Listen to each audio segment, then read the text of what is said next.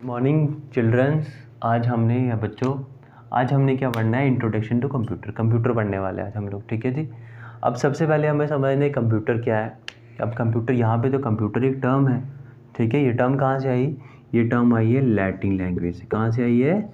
Latin language. ठीक है जी, okay. अब कंप्यूटर क्या होता है लैटिन लैंग्वेज में? हमने इसको तो कंप्यूटर पढ़ लिया।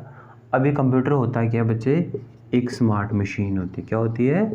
Smart machine. ठीक है। अब ये स्मार्ट मशीन क्या करती है? स्मार्ट मशीन मैनिपुलेट करती है। किसको भाई? मैनिपुलेट करती है हमारे डेटा को। ठीक है, जो हमने इसको डेटा दिया है। अब मैनिपुलेट इस डेटा को किसके बेसिस पे करती है? अब ये करती है सेट ऑफ इंस्ट्रक्शन पे। Set of instructions. अब हमने इसको क्या दे दिया? कुछ इंस्ट्रक्शंस दे दी, उसके बेसिस पे इसने अपना पूरे डेटा को क्या कर दिया? मैनिपुलेट कर दिया। और हमें क्या दे दी? हमें फाइनली इसने दे दी इंफॉर्मेशन। ठीक है। कंप्यूटर क्या होता है? कंप्यूटर एक स्मार्ट मशीन है और वो स्मार्ट मशीन क्या करती है? मैनिपुलेट करती है हमारे डेटा को। हमें क्या देती है वो बाद में? इंफॉर्मेशन। क्लियर बात? एक चीज़ याद रखनी है कि जो कंप्यूटर है ये कौन सी लैंग्वेज से आया? ये वर्ड लैटिन लैंग्वेज से। क्लियर बात? ओके जी। अच्छा, अभी इसमें हमने एक और चीज़ समझनी है। अच्छा, ये रन किस पे करती है भाई? चलती किस पे है सर? ये चलती किस पे? ये रन करती है किस पे? इलेक्ट्रिसिटी पे। किस पे? इलेक्ट्रिसिटी पे। ठीक है जी। अच्छा, ये जो सारी इंफॉर्मेशन जब हमने इसमें डेटा डाल दिया तो set of instructions they the. Instruction का मतलब बच्चे क्या होता है? कमांड्स। क्या मतलब होता है? एक चीज़ बात को समझेंगे, कमांड्स। हमने इंस्ट्रक्शन दे दी, उसके बाद ही हमें क्या देगी? इंफॉर्मेशन देगी। ठीक है। अभी चलती किस पे है? बिजली पे चलती है।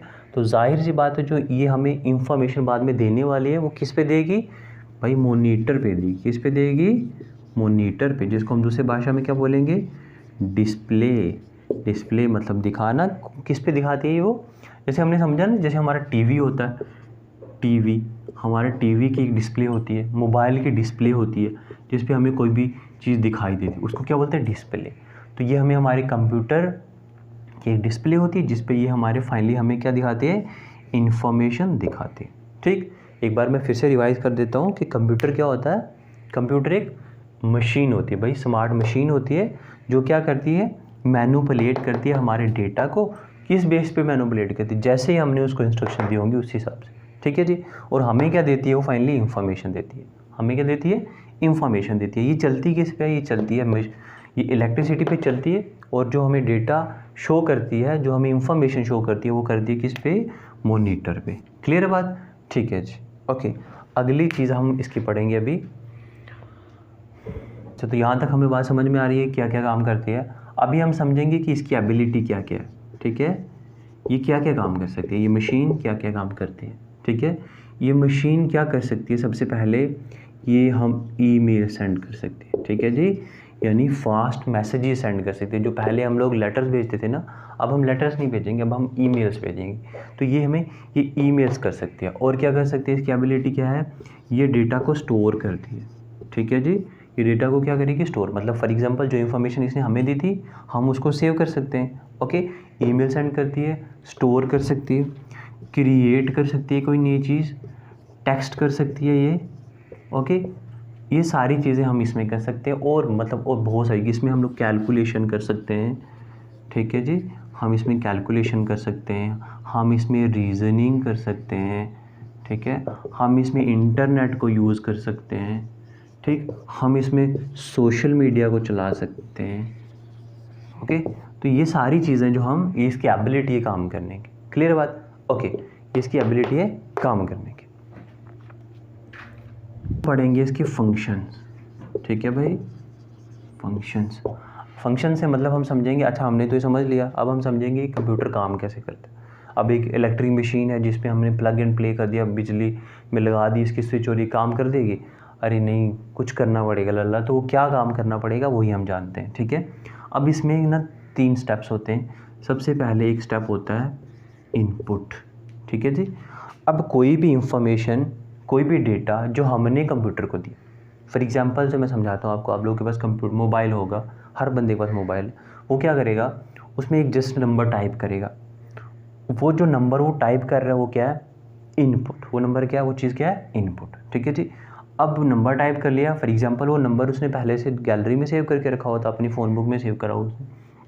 ठीक, अब उसके वहाँ पे उसकी फ़ोन बुक में अगर वो नंबर सेव है तो वो जैसे ही उसके आधे लेटर्स को टाइप करेगा तो कंप्यूटर क्या करेगा, प्रोसेस करके उसका पूरा नंबर दिखा देगा। ठीक, या दूसरी एग्जांपल से हम ये ले सकते हैं कि अगर कोई बंदा क्या कर रहा है कि गूगल पे कोई चीज़ सर्च कर रहा है, ठीक, तो अब उसको मिनिमम थोड़ा टाइम लगेगा। गूगल पे जैसे सर्च किया उसने कंप्यूटर की, वहाँ पे किस तरह सा डेटा चल रहा है, कैसी उसकी इंटरनेट की स्पीड है, तो उसके बाद वो रिज़ल्ट देगा हमें। ठीक है, इनपुट मतलब जो बंदा काम कर रहा है, ठीक है, मतलब जो किसी इंडिविजुअल का एक्शन है।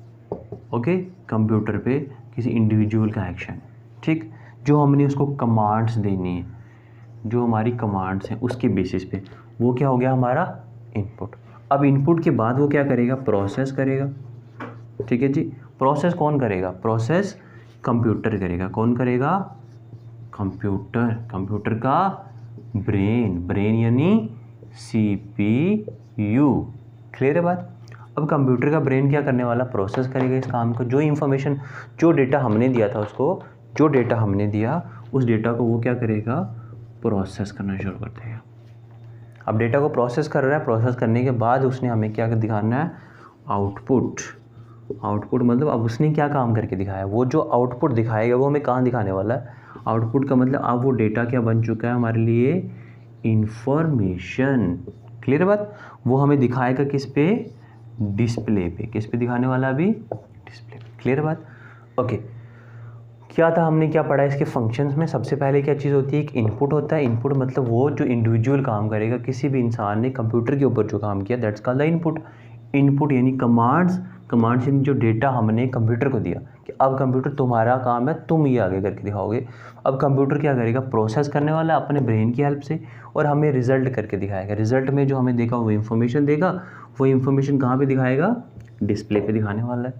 ठीक है जी, यहाँ तक तो बात क्लियर है। अब जो इन्फॉर्मेशन उसने हमें दिखा दी, 3 फंक्शंस के बाद एक और फंक्शन उसका आता है, वो आता है स्टोरेज।